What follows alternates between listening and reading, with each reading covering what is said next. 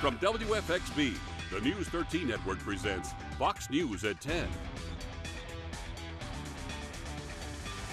Remember, a lot of these armed robberies are criminal on criminal types of crimes. The number of armed robberies are on the rise. Hear from law enforcement on how to protect yourself from criminals. Good evening, everyone. Thanks for being with us. I'm Amy Vitrano in for Wendy Redmond. Tonight's Hot Fox 5 begins with an increase in robberies. Police say armed robberies continue to be a problem in our area. Find out how you can reduce your risk of becoming an easy target. Florence County Council members were sworn in today. We'll take you to the ceremony. Plus, hear from PD leaders about their plan to retain current businesses, the details on their economic strategy for 2013. South Carolina's newest U.S. House member, along with the state's newest U.S. Senator, officially took their seats today. We'll have more on this historic event. It's just a great venue to incorporate art and charity. See how one local artist combines her love for creativity and her community while she continues to paint it forward. And that rounds out tonight's Hot Box 5.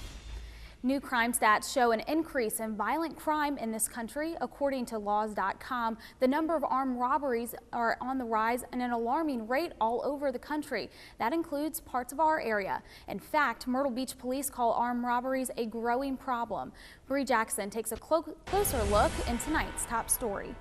This was the scene of a crime, and not just an ordinary crime. Here's the unusual part about this crime. Police say that the suspect came in dressed as a salesman. And when he gets in there, he opens up his box, he has a gun, and he steals a bunch of frames and different things along that lines. Captain Knipe says compared to other years, there appears to be a slight increase in armed robberies for 2012.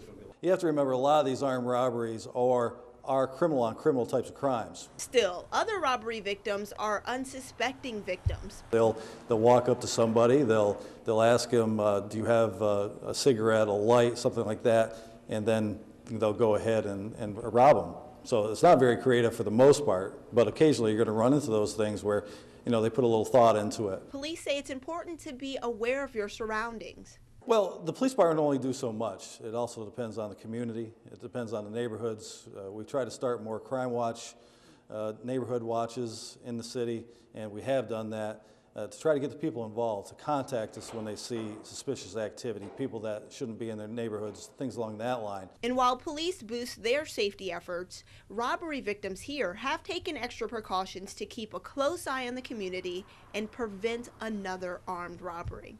Reporting for Fox News at 10, Bree Jackson. Captain Knipe says the Myrtle Beach PD should have its annual crime report complete by the end of next week. It will break down the 2012 stats and how they compare to previous years. On the crime beat tonight, Surfside Beach police arrest a man who they say broke into a home early this morning. 41-year-old Raymond Arzad is charged with first-degree burglary.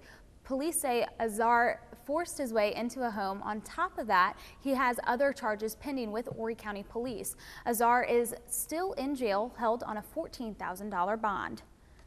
A Bennettsville man faces charges after authorities say he shot and killed his 8-year-old son while cleaning his gun. It happened this past Sunday. Justin Bruger is 30. He's charged with unlawful conduct towards a child. SLED says a conviction could put Bruger in jail for up to 10 years. A U.S. Army major from Sumter pleads guilty to defrauding the government. Ulysses Hicks accepted thousands of dollars from Iraqi contractors while deployed in order to win U.S. government contracts. He's not yet been sentenced, but could get up to 5 years in prison. Hicks already agreed to pay more than $65,000 in restitution to the U.S. Well, the Immigration and Customs Enforcement says it busted an international child porn ring and arrested more than 200 adults. Among those arrested, 51-year-old Gerard Roberts from Pageland. ICE says that Roberts has child porn featuring a 6-year-old girl. Roberts pleads not guilty. While in other news, 4 Florence County members were sworn in today, including two new members. Mitchell Kirby and Roger Poston renewed their terms on council, while newcomers Kent Claudel and Willard Doherty took their oath of office for the first time. Both Claudel and Doherty previously served on the Florence School District 1 Board of Trustees. Well, the new members help make up a new council that will likely focus strongly on economic development. As Patricia Burkett explains, county leaders say they'll work to make job creation a major goal. The two newest members of Florence County's council shared one common message on the campaign trail: growing Florence County. Now both men will join the other leaders to make promises of economic development and job creation a reality. I understand what you go through. I understand making budgets. I understand having to live within a budget. I understand having to work within a budget. I understand what it is when costs go up and revenue doesn't increase.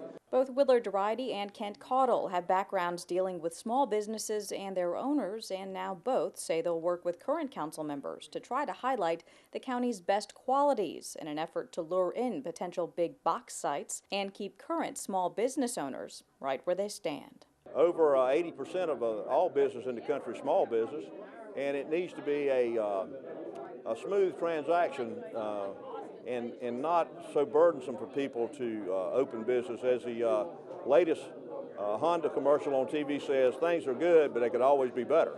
Along with the newest council members, Florence County's new administrator, Rusty Smith, also says he'll make economic development one of his top priorities. County leaders say they've already come a long way, with Florence County having the lowest unemployment rate in the PD and continual development in the downtown sector. Now the newest members of the PAC say the battle will be continuing to foster that growth and putting their experience to work through the changing face of county council. Reporting for Fox News at 10, I'm Patricia Burkett. When it comes to the backgrounds of the new councilmen, Doherty spent years as a farmer and small businessman, while Caudle worked in commercial real estate. Two candidates filed for the Florence County Council District 1 seat. It's the seat Democrat Rusty Smith vacated when he became the Florence County Administrator. Merrill McKnight is a business owner in Lake City, while Jason Springs is a Lake City councilman. Both are Democrats. No Republicans filed for the seat. The primary takes place January 29th, with the special election set for March 19th. History was made today in Washington as Tom Rice and Tim Scott were sworn in as part of the 113th Congress.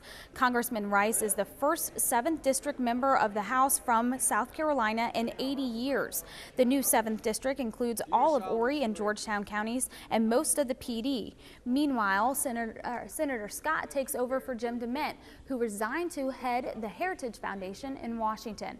Scott is the first African-American senator in the state history and the first African-American senator from the South since Reconstruction.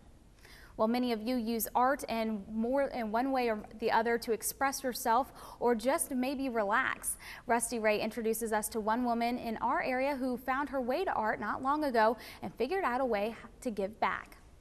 When Sarah Credito took up painting a couple of years ago, she never knew where it would take her. People liked it, and one thing led to another, and I did more glass artwork. Sarah said she enjoyed painting glass in her so-called whimsical style, but when it came to making note card art, the glass didn't photograph so well, so she turned to canvas. Now her walls, posters, and t-shirts all incorporate her work. I think it comes through us, and sometimes it's quite uncontrollable. And it's a combination of our love and emotion for the people that we just adore, that are in our lives, or maybe for the experiences that we've had. Another idea Sarah had just a couple of years ago was called Paint It Forward. Go to a given community and have local celebrities, whatever that means, paint little glass objects and then donate the proceeds to charity. It's just a great venue to incorporate art and charity. And it's a way for Sarah to help others maybe discover something they never knew they loved. Art is so subjective. It's certainly not a medium or not any sort of a career where there's a right or a wrong or a bad or a good or not. It's just the way it hits you. Reporting for Fox News at 10, I'm Rusty Ray. Sarah sells most of her artwork herself. If you would like to see more of her work, visit the web link you see on your screen now. The numbers are in. We have the latest on the national jobless claims and the labor market outlook. But first, Frank hopefully we'll be able to look outside tomorrow and see some sunshine. We will. The first sunny day of the year. The clouds are already starting to move away. I'll let you know how long we can expect this sunny weather to last coming up.